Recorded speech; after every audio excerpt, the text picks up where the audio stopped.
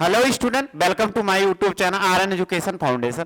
हम आपको पढ़ा रहे थे फिजिक्स, जिसमें आप 4 लेसन पढ़ चुके हो। इसके पहले वाला लेसन आपने पढ़ा था संधारित्र तथा परावैद्युत। आप अच्छे से पढ़ चुके, उसको हमने पूरा खत्म किया। आज कुछ समय के बाद मिल रहे हैं, तो आज हम एक नया लेसन है हमारा वैद्युत चालन। वैद्युत चालन में इंपॉर्टेंट है, यहाँ से क्वेश्चन आता है। तो आइए हम पढ़ते हैं कि वैद्युत चालन क्या है।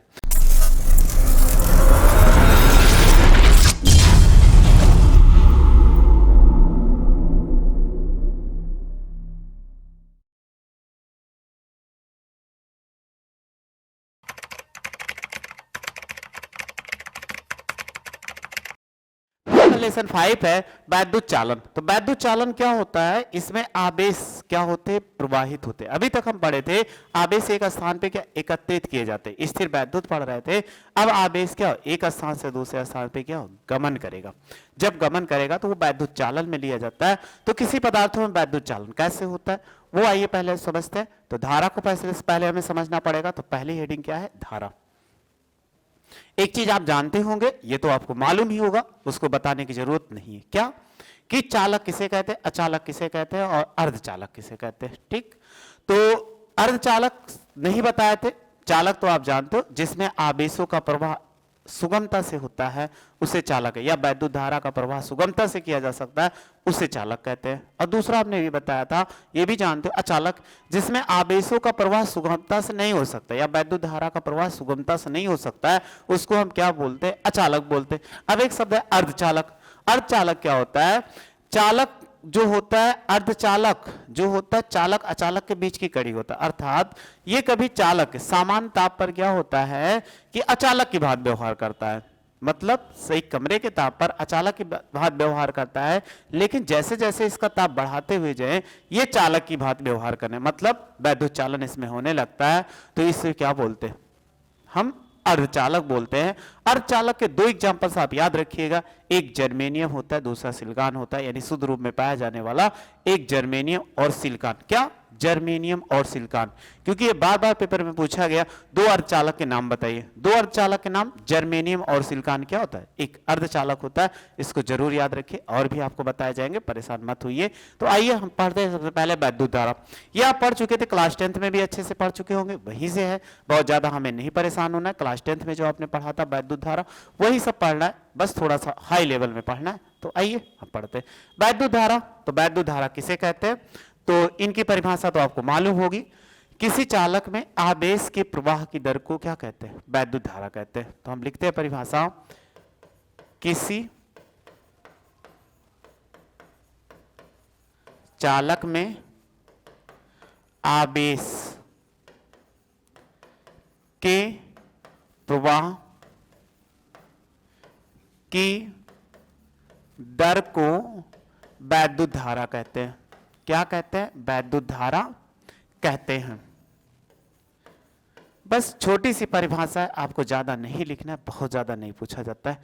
तो आवेश बराबर क्या होते हैं? यानी कह रहा है कि किसी चालक में आवेश के प्रवाह की वैद्युत धारा कहते हैं। तो हम लिख सकते हैं कि वैद्युत धारा बराबर वैद्युत धारा। देखो, वैद्युत धारा बराबर क्या होगा? वैद्युत आवेश, वैद्युत आवेश और बटे क्या होता है? समय। ये होता है। तो अगर हम धारा को I से लिखते हैं तो I लिखते हैं स्मॉल I, आवेश को क्या लिखते हैं? Q, और बाई क्या होता है? T। तो ये हो जाएगा इसका सूत्र, यानी I बराबर Q बाई T हो जाएगा। अब हम मात्रक की बात करते हैं कि मात्रक क्या होता है, यानी धारा का मात्रक। अगर पूछा जाए धारा का मात्रक, अगर हम मात्रक की बात करते हैं तो Q का मात्रक क्या होता है? कूलाम। आप जानते हो इसका मात्रक कूलाम होता है, और T का मात्रक क्या होता है? सेकेंड। तो हम लिख सकते हैं कूलाम प्रति कितना? सेकेंड। कूलाम और प्रति सेकेंड, ये इसका मात्रक होता है। लेकिन इसका जो फेमस मात्रक है वो कूलाम प्रति सेकंड नहीं लिया जाता। क्या लिया जाता है? एम्पियर लिया जाता है। तो इसी को हम एम्पियर भी बोलते हैं। तो याद रखना, एम्पियर बराबर क्या होता है? यानी 1 कूलाम बराबर 1 एम्पियर बराबर 1 कूलाम पर सेकंड। तो मात्रक याद रखना, यानी वैद्युत धारा का मात्रक क्या होता है? एम्पियर भी होता है और 1 कूलाम भी होता है। अब एक चीज ध्यान देना कि वैद्युत धारा होती इलेक्ट्रॉनों के विपरीत दिशा में प्रवाहित होती है। चलिए हम आपको बताते हैं कि क्या होता है कि वैद्युत धारा, अगर हम वैद्युत धारा की बात करें तो वैद्युत धारा जो होती है, वैद्युत धारा इलेक्ट्रॉन के विपरीत दिशा में, विपरीत दिशा में प्रवाहित होती है।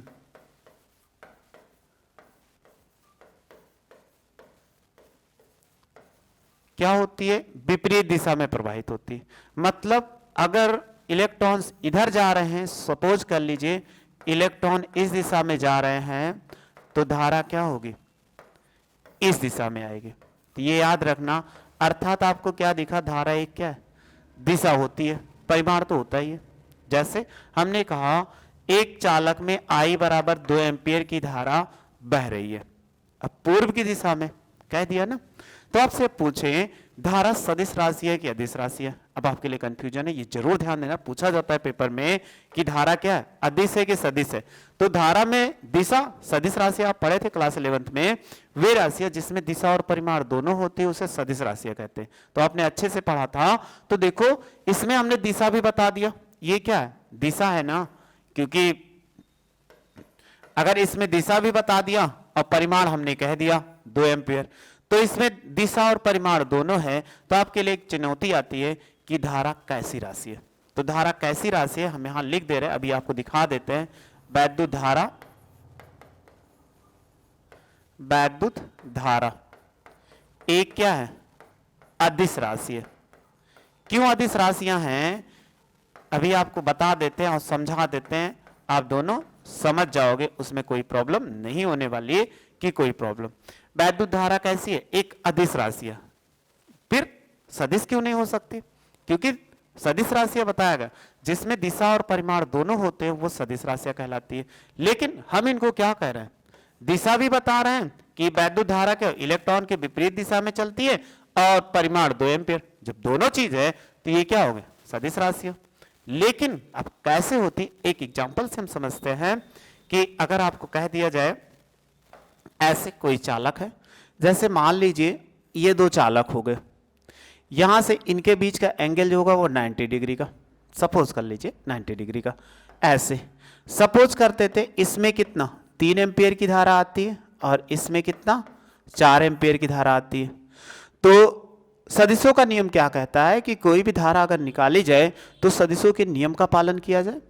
और अदिश राशियां क्या होती है? बीजगणितीय के नियम के पालन करिए। तो बीजगणितीय योग के नियम का पालन करते हैं तो सबसे पहले हम सदिशों का नियम का पालन करते हैं कि इनसे जो धारा यहां पर निकलेगी वो कितना हो जाएगा। तो देखो सदिश का नियम क्या कहता है, अगर सदिश है तो सदिश के लिए पहले हम एक्सप्लेन करते हैं। तो देखो I1 बराबर कितना 3 एम्पियर और I2 बराबर कितना 4 एम्पियर। तो अगर आपने सदिशों का नियम पढ़ा था तो अगर हम I बराबर ले लें तो इसका नियम होता है I1 स्क्वायर और प्लस I2 स्क्वायर, यानी सदिशों के बीजगणितीय नियम का आपने सूत्र पढ़ा था, पिछले क्लास में पढ़ा था, √a स्क्वायर और प्लस b स्क्वायर और प्लस 2ab इंटू कितना cos थीटा। ये आपने पढ़ा था। ये ऐसे ही जुड़ती हैं, कोई भी सदिश राशियां तभी जुड़ेंगी, नहीं तो नहीं जुड़ेंगी। तो बस a और b के जगह, a के जगह I1, b के जगह I2, तो I1 I2 प्लस 2I1 और I2 इंटू कितना cos थीटा हो जाएगा। चलिए सारी वैल्यू पुट कर दीजिए। अगर हम सारी वैल्यू पुट करेंगे तो ये हो जाएगा 3 का स्क्वायर और प्लस 4 का स्क्वायर और प्लस 2 इंटू 3 इंटू 4 हो जाएगा और cos कितना 90 डिग्री। तो अगर हम देखते हैं 3 का स्क्वायर करेंगे तो कितना 9 होगा और 4 का स्क्वायर करेंगे 16 और इसको देखो 4 दूनी 8 3 कितना 24 और cos 90 डिग्री की वैल्यू कितना 0 होती है। तो आप जोड़ोगे 16 9 25 और ये 0 हो जाएगा, 25 हो जाएगा और 25 का वर्गमूल लेगो तो 5 एम्पियर आ गया। ठीक, यहाँ पे तो ये किसका नियम हो गया? सदिश का नियम हो गया।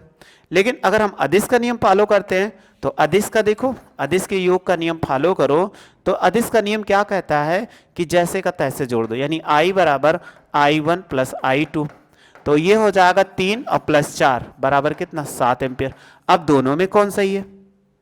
तो दोनों में जब देखा गया, अगर यहां पर हम एक क्या कर दें, यहां पर एक अमीटर लगा दें जब अमीटर लगाया गया तो देखा गया कि इसमें 7 एम्पियर की धारा बह रही है। तो अब देखो किसका नियम का पालन कर रहा है, 5 एम्पियर की 7 एम्पियर, कहोगे 7 एम्पियर। तो ये क्या करता है, दिशा होते हुए भी ये अदिश के नियम का पालन करता है, यानी अदिशों के योग का नियम पालन करता है। इसीलिए क्या अदिश राशियां हैं, और सदिशों के योग के नियम का पालन नहीं करती है, इसीलिए क्या सदिश राशियां नहीं हो सकती। यानी क्या करते हैं, जो भौतिक राशियां सदिशों के योग का नियम का पालन करेंगे, सदिशों, लेकिन सदिशों के योग का नियम का पालन, लेकिन ये सदिश के योग का नियम का पालन नहीं करती है, इसीलिए क्या सदिश नहीं हो सकती। ये अदिशों के नियम के पालन करते हैं, इसीलिए हम क्या बोल सकते हैं, इनको अदिश राशियां कहते हैं। तो आप इतना आप स्क्रीनशॉट पहले ले लो, फिर आगे अभी और कुछ बताते हैं आपको।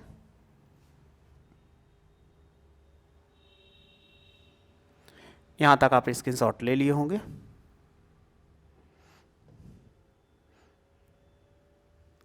अगर आपसे कोई पूछे कि कैसे ये सदिश है और कैसे ये अदिश है, तो आप हम समझ सकते हैं कि आप बता दोगे। क्यों? क्योंकि ये क्या करती है, सदिशों के योग का नियम का नहीं पालन करती है, इसीलिए क्या होती है, ये अदिश राशियां होती है, क्योंकि अदिशों के नियम का पालन करती है। चलिए अब हम पढ़ते हैं, एक अगर किसी चालक में 1 एम्पियर की धारा 1 सेकंड तक प्रवाहित होती है, तो उस चालक में प्रति सेकंड कितने इलेक्ट्रॉन्स गुजरने चाहिए। कभी पेपर में पूछा गया है, आसान सा क्वेश्चन है, लेकिन तो कैसे क्वेश्चन को सॉल्व करें। जैसे आपसे पूछा जाए, यदि किसी चालक में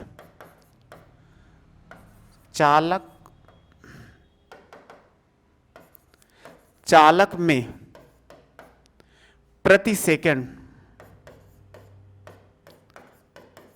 सेकंड 1 एम्पियर धारा प्रवाहित होने के लिए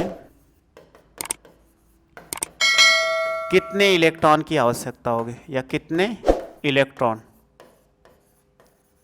होंगे, ये आपको बताना है। यानी अगर किसी चालक में 1 सेकंड में 1 एम्पियर धारा प्रवाहित हो रही, तो उसमें कितने इलेक्ट्रॉन प्रवाहित होंगे। चलिए समझते हैं। I बराबर आपको दिया गया 1 और 1 एम्पियर, और T बराबर कितना 1 सेकंड, ये भी दिया गया। जब ये दिया गया है तो हमें क्या ज्ञात करना है, n का मतलब नंबर ऑफ इलेक्ट्रॉन। E की वैल्यू आप जानते हो कितना, 1.6 गुणे 10 की पावर कितना -19। ये क्या होता है, कूलाम होता है, यानी 1 इलेक्ट्रॉन्स पर इतने आवेश होते हैं। तो आवेश आप जानते हो। अब इनको देखो, अगर हम इन पे निकाला जाए, तो आपने भी फार्मूला पढ़ा था, क्या पढ़ा था, I बराबर Q/T। तो अगर हम Q निकाले तो क्या कहोगे, I इंटू कितना T हो जाएगा। अब Q बराबर क्या होता है, क्योंकि आपने आवेश पहले लेसन में पढ़ा था Ne होता है, तो आप वैल्यू रखो Ne और I इंटू टी हो जाएगा। तो देखो n बराबर, क्योंकि नंबर ऑफ इलेक्ट्रॉन्स निकालने हैं, तो ये IT बटे कितना E हो जाएगा। अब आप क्या करो, वैल्यू पुट कर दो, इसका मान भी 1 और इसका मान 1, इसका मान 1.6 गुणे 10 पावर -19 हो जाएगा। चलिए तो 1 बटा कितना 16 या 1.6, ऊपर ले गए 10 की पावर कितना +19 हो जाए, निगेटिव है, ऊपर जाने पर पॉजिटिव हो जाता है। अगर आप 0 हटाओगे तो यहाँ पर क्या बढ़ जाएगा, ये 0 बढ़ जाएगा, यानी 10/16 और गुणे 10 की पावर +19। अगर हम भाग कर दें 16 10 से, यानी हर से अंश को भाग किया जाता है, नहीं जाएगा, 10वां लगाए 0, 16 छक्का कितना 96, घटा दीजिए कितना 4, 10वां लगाए 0 बढ़ा सकते, 16 दूना 32, 8 हो गया, फिर 0 लगा, 16 पंचे कितना 80। तो देखो 0.625 इंटू 10 की पावर कितना 19। इसको राइट साइड ले जाएंगे 6.25 और गुणे 10 की पावर कितना होगा 19 -1, तो हम लिख सकते हैं 6.25 और गुणे 10 की पावर 18 प्रति सेकंड। ये कह रहा है अगर किसी चालक से 6.28 गुणे 10 की पावर 18 इलेक्ट्रॉन 1 सेकंड में प्रवाहित होते हैं तो उसके वैद्युत धारा कितनी 1 एम्पियर बहेगी। कितना इलेक्ट्रॉन 6.25 गुणे 10 की पावर 18 इलेक्ट्रॉन अगर किसी चालक में 1 सेकंड से गुजर रहे हैं तो उस चालक में वैद्युत धारा कितनी होगी 1 एम्पियर होगी। अब 1 एम्पियर की परिभाषा 2 समांतर तारों में दी जाती है, इसीलिए यहां पर हम नहीं बता रहे, आगे चल के आपको जरूर बताएंगे वह एम्पियर की परिभाषा। तो एम्पियर की परिभाषा ऐसे नहीं दी जाती, इसका भी स्क्रीनशॉट ले लो, आप समझ चुके हो। तो कभी कभी ऐसे पूछ लिया जाता है 1 एम्पियर धारा प्रवाहित होने के लिए कितने इलेक्ट्रॉन चाहिए, तो आप बोल देना बिना कुछ सोचे समझे 6.25 गुणे 10 की पावर 18 इलेक्ट्रॉन प्रति सेकंड, तो इतने इलेक्ट्रॉन्स चाहिए। तो अपने को समझ में आ चुका। तो बस वैद्युत धारा को आपको इतना समझना है, इससे ज्यादा कभी नहीं पूछा जा सकता कि इससे ज्यादा पूछा जा सकता। चलिए नेक्स्ट टॉपिक देखते हैं क्या है। धात्विक चालक में वैद्युत आवेश का प्रवाह, यानी कोई वो धात्विक चालक हो तो धात्विक चालक है तो उसमें वैद्युत आवेश का प्रवाह कैसे होता है उसको हमें समझना है, चाहे जैसा चालक हो तो उसमें।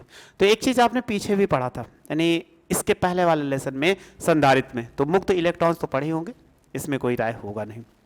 तो मुक्त इलेक्ट्रॉन हमने बताया था, तो कैसे इसमें वैद्युत आवेश का प्रवाह होता है वो चीज हमें समझना है। तो चलिए हम लिख के समझा देते हैं, या वैसे ही समझना चाहो तो वैसे समझ लो। चलो लिख के समझाते हैं ताकि आपको ज्यादा।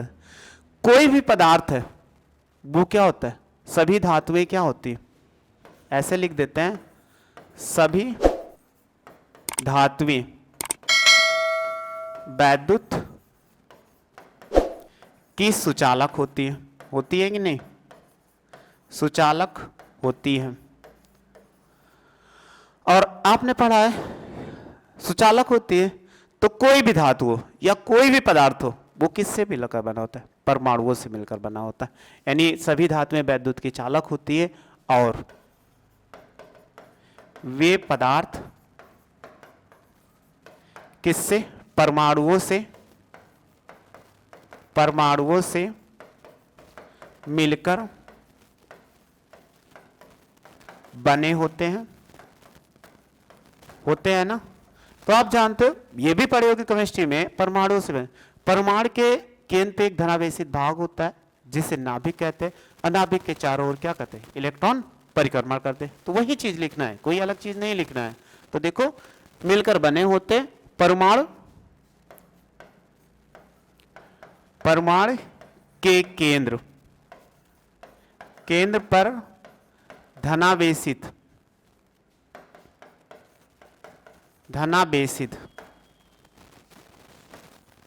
भाग होता है जिसे नाभिक कहते हैं। और क्या होता है, नाभिक के चारों ओर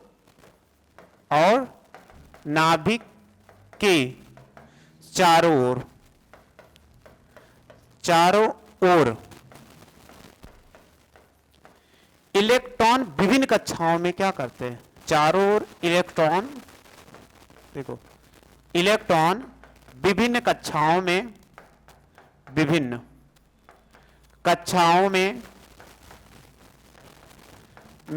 परिक्रमण करते हैं।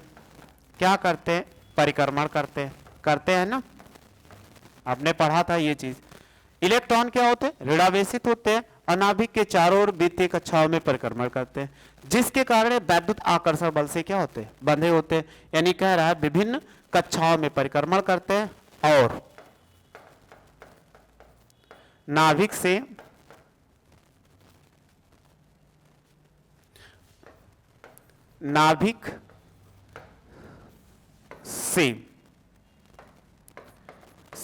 इलेक्ट्रॉन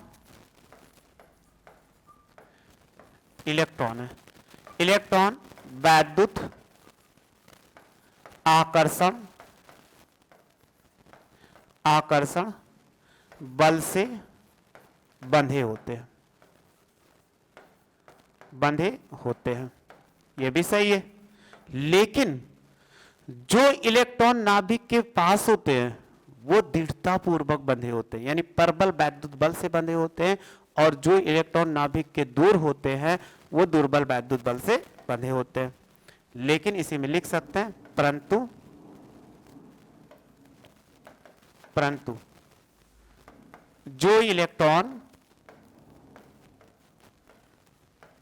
नाभिक के पास होते हैं वे प्रबल वैद्युत बल से बंधे होते हैं और जो इलेक्ट्रॉन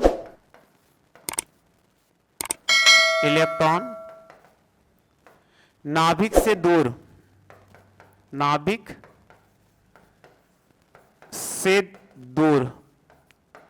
कक्षाओं में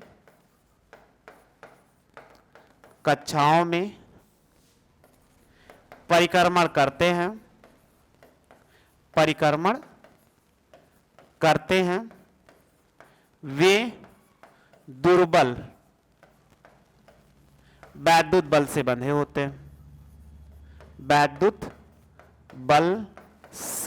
बंधे होते हैं अब ये क्या है? दुर्बल वैद्युत बल से बंधे हैं। अब आप बोलो, अगर इनको हम क्या करें? रगड़ दें।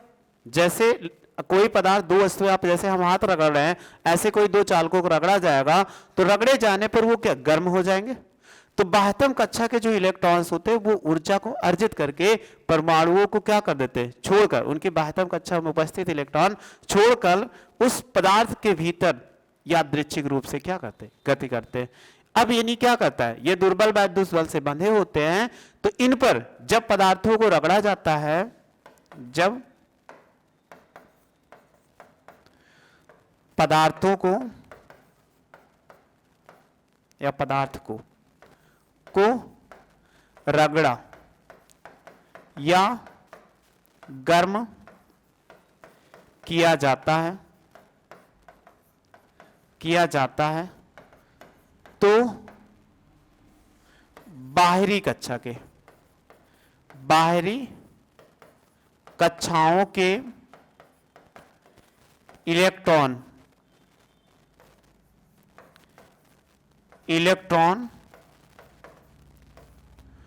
उष्मीय ऊर्जा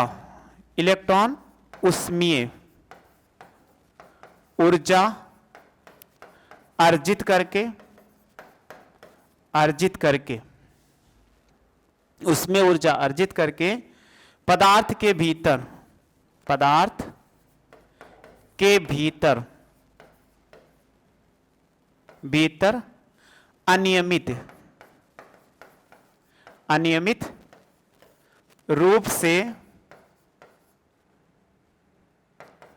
अनियमित रूप से गति करने लगते हैं।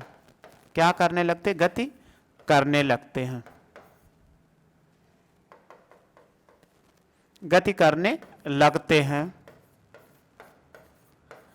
अनियमित रूप से गति करने लगते हैं, जैसे गैस के अणु। कैसे? लिख दे रहे हैं, जैसे ये गैस के अणु आप जानते हो, अगर हम क्या कर दे, किसी पात्र में बंद कर दे तो वो क्या होंगे? ऐसे गति करने। गैस के अणु क्या होते? गति करने लगते हैं। तो इन्हें क्या कहते हैं? तो इन इलेक्ट्रॉनों को मुक्त इलेक्ट्रॉन कहते हैं। क्या कहते हैं? मुक्त इलेक्ट्रॉन।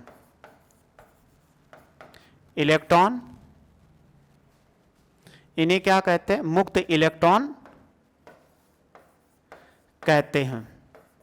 यानी इनको क्या बोलते हैं हम? मुक्त इलेक्ट्रॉन कहते हैं। तो मुक्त इलेक्ट्रॉन ये क्या होते हैं? आवेश वाहक का कार्य करते हैं। यानी किसी चालक में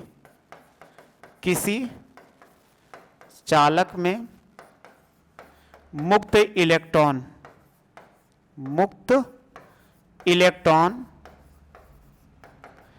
आवेश वाहक होते हैं। मतलब अब देखो समझ में आ गया, क्योंकि अगर किसी चालक में मुक्त इलेक्ट्रॉन्स ना हो तो आवेश नहीं बहने वाला है, तो आवेश वाहक होते हैं। तो मुक्त इलेक्ट्रॉन के कारण ही क्या करती है? धारा बहती है। अगर किसी चालक में मुक्त इलेक्ट्रॉन्स ना हो तो धारा नहीं बहेगी। तो सभी धातुएं वैद्युत चालक क्यों होती है? क्योंकि उसमें मुक्त इलेक्ट्रॉन्स होते हैं, यानी सुचालक होते हैं तो मुक्त इलेक्ट्रॉन्स पाए जाते हैं, जिनके कारण किसी में चालक। लेकिन अचालक जो होते हैं मुक्त इलेक्ट्रॉन्स नहीं पाए जाते। जब मुक्त इलेक्ट्रॉन्स नहीं पाए जाते तो अचालक होते हैं। अर्धचालक क्या होता है, सामान्य ताप पर सभी इलेक्ट्रॉन्स बंधे होते हैं, लेकिन उनमें जैसे ही गर्म किया जाता है या ताप बढ़ाया जाता है तो ताप बढ़ाए जाने पर वो क्या कर लेते हैं, उसमें ऊर्जा करते तो इलेक्ट्रॉन छोड़कर वो भ्रमण करने लगते हैं। जब भ्रमण करने लगते हैं तो वो क्या एक चालक की तरह व्यवहार करते हैं। अब आपसे पूछा जाए कि सबसे अच्छा चालक कौन सा होता है, अगर आपसे पूछा जाए सबसे अच्छा चालक, सबसे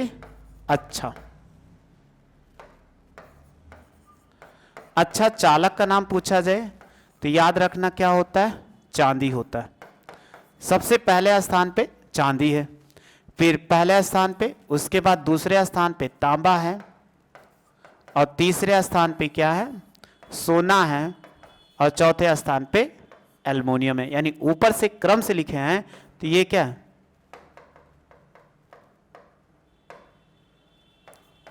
सोना है, और चौथा क्या है, एल्युमिनियम है। एल्युमिनियम है तो ये क्या है, सब चालक होते हैं तो, लेकिन सबसे अच्छा चालक है जो चांदी का। तो आपको समझ में आ चुका होगा। तो थोड़ा सा हम डायग्राम और बना देते हैं। देखो अभी हमने कहा कोई भी पदार्थ होता है, नाभिक होते हैं, तो एक कोई यहां पर ऐसे मान लिया ये परमाणु है, परमाणु में नाभिक होता है, नाभिक के चारों ओर इलेक्ट्रॉन क्या करते हैं, विद्युतीय कक्षाओं में परिक्रमण करते हैं। तो इनकी दूरी कम हो जाएगी, तो आपने कूलाम का नियम पढ़ा था, तो वैद्युत बल कम हो जाएगा। लेकिन जो इलेक्ट्रॉन इसमें भ्रमण करेगा तो क्या होगा, दुर्बल वैद्युत बल से, ऊपर वाले से। फिर अगर और ऊपर कोई इलेक्ट्रॉन परिक्रमण कर रहा है तो ये भी तो और दुर्बल बल से बंधा हुआ है। तो इलेक्ट्रॉन्स क्या होते हैं, जितने दूर इलेक्ट्रॉन्स होते हैं वो उतने दुर्बल वैद्युत बल से बंधे होते हैं। तो उनको क्या किया जा सकता है कि आसानी से रगड़कर अलग हो जाते हैं, जिससे वो क्या वैद्युत चालन का कार्य करते हैं, और मुक्त इलेक्ट्रॉन जिसके कारण किसी चालक में वैद्युत धारा बहती है। चलिए अब स्क्रीनशॉट ले लीजिए, हमने लिख दिया। अब आप ये स्क्रीनशॉट ले लो और ये भी ले लो, तो आपको समझ में आ चुका। बस आप इतने ही पढ़ लीजिए, आराम से मस्त रहिए। बस ऐसे आपको धीरे धीरे छोटी छोटी वीडियो मिलते रहिए और पढ़ते रहिए, मस्त रहिए अपनी लाइफ में। वीडियो को देखते रहिए, नोट्स बनाते रहो, ताकि आपको भविष्य में आवश्यकता पड़े। एक बार नोट्स पढ़ोगे तुरंत आप पेपर देने जाओगे तो आपको पेपर में मिलेगा, नोट्स अपना बनाया हुआ रहेगा, तो आपको समझने में भी आसान रहेगा। क्वेश्चन बैंक के भरोसे इतना मत रहिए, क्योंकि क्वेश्चन बैंक में कुछ नई चीज़ आती है, लेकिन जो आप पढ़े रहोगे वो क्वेश्चन बैंक में जो मिलेगा तो आपको कम समझ में, लेकिन जो आपके नोट्स है वही चीज़ सेम है, कोई अलग नहीं है। तो जिससे आप नोट्स बनाइए और अच्छे से मस्त होकर पढ़ते रहिए। और वीडियो अच्छी लगी हो तो लाइक से सब्सक्राइब करिए। वीडियो देखने के थैंक यू सो मच।